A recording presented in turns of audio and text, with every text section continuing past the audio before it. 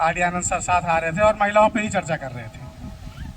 और देखिए वही चीज़ हर जगह होती है कि आप लोग ऐसा कुछ ना कुछ ऐसा करते हैं कि जिसकी वजह से ऐसा लगता है कि इस समाज की महिलाओं का क्या होगा। बाबा साहब ने कहा है कि मैं किसी सोसाइटी की प्रगति का पैमाना ये रखता हूँ कि वहाँ पर उस सोसाइटी की लेडीज़ों ने कितनी तरक्की की है, और आप लोग ही अगर पीछे रहेंगे तो फिर कैसे ये बात आगे बढ़ेगी। दूसरा, हम लोग यहाँ पर इकट्ठा हुए हैं तो थोड़ी सी बातें बाबा साहब के ऊपर भी होनी चाहिए। देखिए, बाबा साहब के बारे में जानना आज के समय में कोई बहुत बड़ी बात नहीं रह गई है, क्योंकि आपके हाथ में जो मोबाइल है उसमें इतने अच्छे अच्छे वक्ताओं के चीज़ें पड़ी रहती हैं कि जब पहले कभी हम लोग आज से 10 साल पहले मंचों पर जाते थे और किसी बुद्धिजीवी को सुनने को मिल जाता था तो अपने आप को धन्य महसूस करते थे, कुछ ना कुछ वहाँ से नोट्स लाते थे कि ये चीज़ बहुत अच्छी उन्होंने बताई। लेकिन अभी मैं जो भी बातें बोलूँगा आपने पहले सब कुछ सुना हुआ होगा। अब ऐसे वातावरण में लोग सोचते हैं अरे ये तो मैंने पहले भी सुन रखा है, तो क्या बोल रहे हैं, पर तभी आयोजन हो रहे हैं और इसका कोई ना कोई कारण है। और हम लोग जब इकट्ठा होते हैं तो ज़रूर बात करते हैं कि बाबा साहब के विचारों को हमें यहाँ ले जाना है, वहाँ ले जाना है, पर अक्सर हम लोग ये चीज़ भूल जाते हैं कि बाबा साहब के विचार क्या है। सारा मतभेद जो है पूरे दुनिया में इसी पे ही चल रहा है कि अब बाबा साहब के विचारों की बातें होने लगी हैं और इसमें हमारा समाज बहुत पीछे है। आप देखिए, आज अभी सर से बात हो रही थी तो उन्होंने बोला हमसे कि हर पार्टी इस दौड़ में लगी हुई है कि बाबा साहब की जयंती को कैसे मनाया जाए। अब वही बाबा साहब जिनके लिए सिर्फ विषय उगला करते थे लोग, आज वो सबके लिए ऐसा पर्याय बन गए हैं कि उनकी जयंती मनाना उनके लिए मजबूरी बन गई है। तो इसलिए हम तभी आगे हो सकते हैं जब हम ये जान लें कि उनके विचारों को का सही अध्ययन और विचारों को कैसे इम्प्लीमेंटेशन हो पाएगा। बाबा साहब को माला चढ़ाने से या भगवान बुद्ध को पुष्प अर्पण से कुछ होने वाला है नहीं। आप लोग को उनके विचारों पर मंथन करना पड़ेगा और उसके लिए ऐसी छोटी छोटी गोष्ठियाँ होनी बहुत आवश्यक है। जब हम लोग सब साथ मिलें तो ज़रूर जाने कि बाबा साहब के विचार क्या हैं। जैसे यहाँ पर कॉमरेड चंद्रभान जी हैं,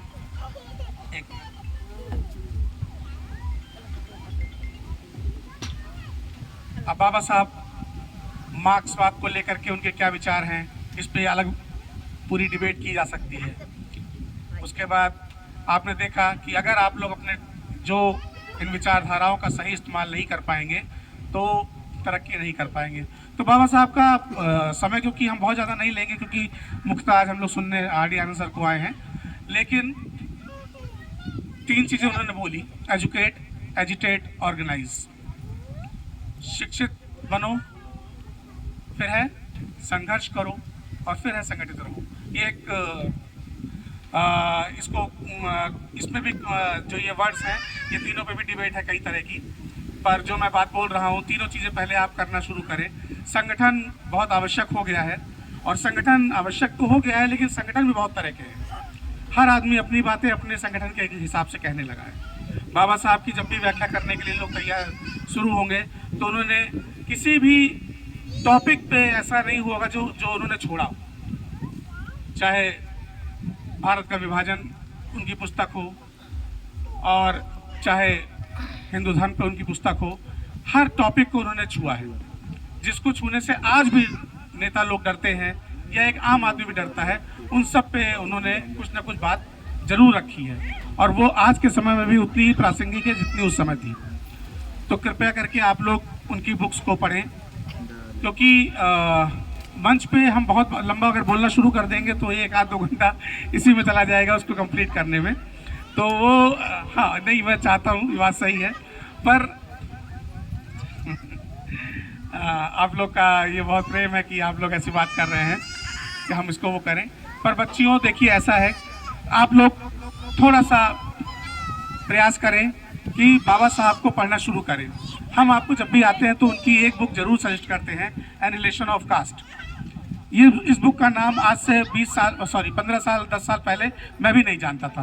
15 साल पहले तो हमें एक लोग मिले जो साहब काशीराम के साथ रहा करते थे, उन्होंने पहली बार इस बुक की चर्चा की और जो बसपा जिसको आप लोग वोट करते हैं, बहुजन समाज पार्टी के सभी लोग ज़्यादातर वोटर यहाँ पर हैं। बहुजन समाज पार्टी का जो मूल है, जो आधार है, वो इसी बुक के वजह से बना।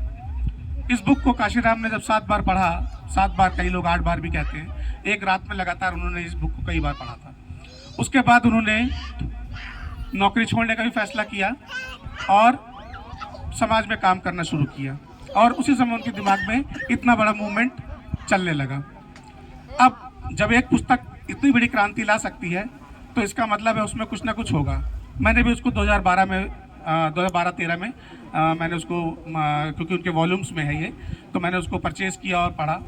और जब आप उसको पढ़ना शुरू करते हैं तो आपको समझ में आता है कि एक व्यक्ति इतना कैसे लिख सकता है। अभी तो हम लोग से बाबा साहब की चर्चा करते रहते हैं, इतनी डिग्री थी, ये था, वो था, लेकिन जब आप उनके लिटरेचर्स को पढ़ना शुरू करेंगे तो आपको समझ में आने लगेगा कि एक व्यक्ति ऐसे हर टॉपिक पे लिख सकता है। आज के ज़माने में जो नेट के युग में आप उतना नहीं पढ़ पाते हैं, और उस समय इतनी बुक्स को अरेंज करना और पढ़ पाना कितना मुश्किल रहा होगा, पर उन्होंने इस चीज़ को किया और उस पर पुस्तकें भी लिखी। आखिरी पुस्तक उन्होंने जब लिखी बुद्ध और उनका धम्म, जिसके आज हम लोग अनुयायी हैं, देखिए भगवान बुद्ध की फ़ोटो भी लगा करके उनको जो धर्म यहाँ से बिल्कुल लगभग एक तरह से ख़त्म हो चुका था, उसको उन्होंने पुनर्जीवित कर दिया पूरे इस देश के अंदर। इस देश में क्या, इसका जो ज्वाला यहाँ से जली और पूरे फिर विश्व में दोबारा से फैलने लगी है। तो भगवान बुद्ध को पढ़ना, भगवान बुद्ध के बारे में, अब उनके बारे में पढ़ने के लिए आप लोग थोड़ा सा पाली भाषा का भी अध्ययन करें। पाली भाषा से क्या होगा कि थोड़ा सा आपको उनके लिटरेचर, जो पुराने सम्राट अशोक के शिलालेख मिलते हैं, उनके बारे में भी आपको पढ़ने का वो मिलेगा। तो अंततः अगर आप पढ़ना शुरू करेंगे तो आपको समय ही नहीं मिलेगा कि आप इतना पढ़ेंगे कि पढ़ते ही रहेंगे। और आपके बीच में जो आर.डी. आनंद सर बैठे हुए हैं, लगभग इनकी 90 से ऊपर पुस्तकें ही लिख चुके हैं। आप ये ऐसे लेखक हैं, आप लोग इनके लिए प्लीज़ ताली बजाएं। आप ये देखिए, अभी ये नई बुक इन्होंने लिखी है, इतने मोटे मोटे पता नहीं कितनी बुकें मैं इनकी पढ़ी भी है। और बहुत ही आप लोग सौभाग्यशाली हैं कि ये आपके बीच बैठे हुए हैं। शायद आप लोग इनका नाम नहीं सुने होंगे क्योंकि लिटरेचर से आप बहुत दूर हैं, इसलिए नाम आदमी वही सुन सकता है जो लिटरेचर्स को पढ़ता हो। तो ऐसे व्यक्ति हैं जिन्होंने, और इन्होंने भी हर विषय पे लिखा हुआ है। तो कहने का अर्थ ये है कि जो ये लिखते हैं सब सही नहीं है। जो बाबा साहब ने लिखा हो सकता सब सही ना हो, पर उन्होंने अपने विचारों को उस रूप में लिखा जितना उन्होंने समझा। तो आप जब पढ़ने लगते हैं तो आप उसी चीज़ों को अपने अकॉर्डिंग समझने और लिखने लगते हैं। और यही मेन चीज़ जो मानव जीवन का जो अल्टीमेट लक्ष्य है, जो बाबा साहब ने कहा है, क्या नाम है, ultimate aim of the human existence is cultivation of mind. जी, दिमाग की जो आपका जो दिमाग का विकास करना, यही अंतिम उद्देश्य होना चाहिए मानव जीवन का। मतलब जो मनुष्य आदमी पैदा हुआ है, बाकी तो बंदर और घोड़ा, कुत्ता, गधा सब तो खाते पीते रहते हैं, उनको तो कोई वो है नहीं। पर मानव जीवन में यही है कि आपका ब्रेन कितना ज़्यादा एग्रेसिव है, कितना वो सोच सकता है। इसके लिए तो ऐसे लोगों में आप लोग कल झांकी निकालेंगे, हर चीज़ करेंगे, पर बाबा साहब को जानने समझने के लिए आपको पढ़ना ज़रूरी है। टॉपिक के लिए मैं अगर कोई चीज़ शुरू करता हूँ तो उसमें ये चीज़ हो जाती है कि मैं उसको चाहता हूँ कि आपको पूरी तरीके से वो मिले। पर क्योंकि यहाँ पर आपके साथ मुझे ये अच्छा लगा कि यहाँ पे महिलाओं की संख्या ज़्यादा है, ये एक अच्छी बात है। बाकी जो पुरुष लोग आए हुए हैं वो तो भाई हर मीटिंग में जाते हैं, उनको बहुत ज़्यादा जानकारियाँ हो गई हैं, पर महिलाएं हर जगह नहीं पहुँच पाती हैं। तो मैं ये भी चाहता हूँ कि उनको मैं अपनी बातें कुछ ना कुछ हद तक रखने की कोशिश करूँ। तो मैं आपको सजेस्ट कर रहा हूँ कि सब पढ़े लिखे हैं आप लोग, कोई ऐसा तो नहीं है जो अभी बिल्कुल निरक्षर है। महिलाएं आप अपना हाथ खड़ा करें, जो लोग अभी बिल्कुल निरक्षर है, बिल्कुल अक्षर नहीं पहचान सकते। आप नहीं पहचान सकती, आप नहीं पहचान सकते। देखिए, ये एक अच्छी बात नहीं है। अब आपको उम्र की बात नहीं है यहाँ पर, ये इन लोग का जिम्मेदारी बनती है कि ये आपको साक्षर करें। सर, उनको सिग्नेचर करने आता है, जो हाथ खड़ा करते नहीं, सिग्नेचर देखिए, एक चीज़ हमने एक बार बहुत पहले एक मीटिंग में कही थी कि हम साक्षरता पे जोर नहीं देना चाहते। साक्षर होना मतलब अक्षर को पहचान लिया, साक्षर हो गए, लेकिन अक्षर को पहचानने का सिर्फ ये एक बेसिक पॉइंट है आपका। अगर आप साइन कर ले रहे हैं, आप ये कर ले रहे हैं, या काका काका पहचान ले रहे हैं, ये एक बेसिक पॉइंट है। आपको जो मेन चीज़ है वो, आप जब अक्षर पहचानने लगते हैं तो आप कई चीज़ों को पढ़ने लगते हैं, और उसके बाद आपके दिमाग में जो केमिकल रिएक्शन शुरू होती है। तो अक्षर को पहचानने पहला बेसिक पॉइंट ये है। और हमारी सरकार ने हमेशा ये प्रोग्राम चलाया है, राष्ट्रीय साक्षरता मिशन।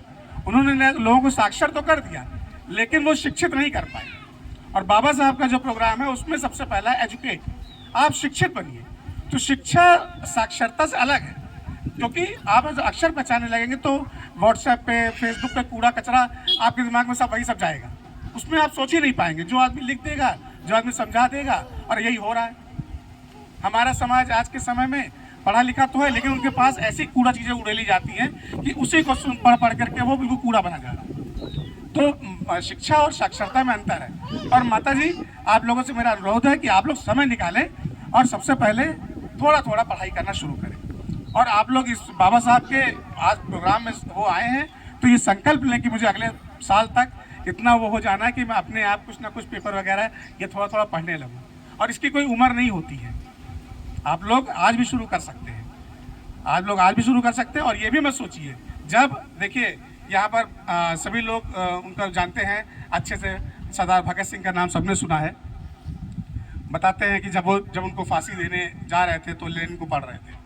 मतलब वो मरने वाले हैं, शहीद होने वाले हैं, पर वो पढ़ रहे हैं। जेलर आया, उनसे बोला कि सर टाइम हो गया है, तो उन्होंने शायद ये वर्ड कहे थे कि क्या नाम है, थोड़ा देर रुक जाइए, क्या नाम है, एक क्रांतिकारी दूसरे क्रांतिकारी से मिल रहा है। और उसके बाद क्या नाम, मतलब वो तब भी पढ़ लेना चाहते हैं, जबकि उस पढ़ाई का क्या उद्देश्य रह गया है उस समय जब वो, लेकिन तब भी वो पढ़ लेना चाहते हैं। ये जब इस लेवल तक आप पहुंच जाते हैं, पढ़ाई को इस तरह से आप समझने लगते हैं कि क्या कहते हैं, हम इतना पढ़ डालें कि कुछ छूटे ही नहीं, पागल हो जाएं, तब जाकर के आपका जो बाबा साहब की जयंती का मनाने का उद्देश्य पूरा होगा।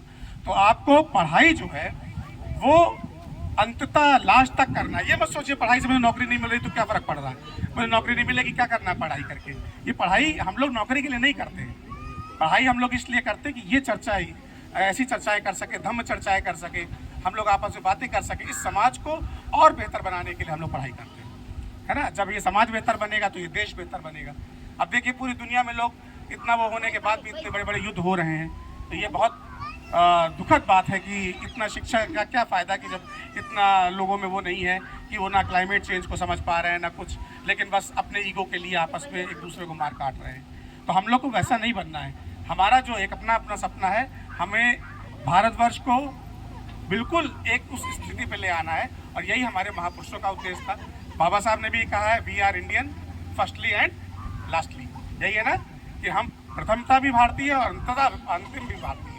तो इसलिए आप लोग को जब ये काम करना शुरू करेंगे तो आप जाने अनजाने समाज सेवा, देश सेवा सब करेंगे। इसी बातों के साथ मैं अपनी बारी को विराम दूंगा।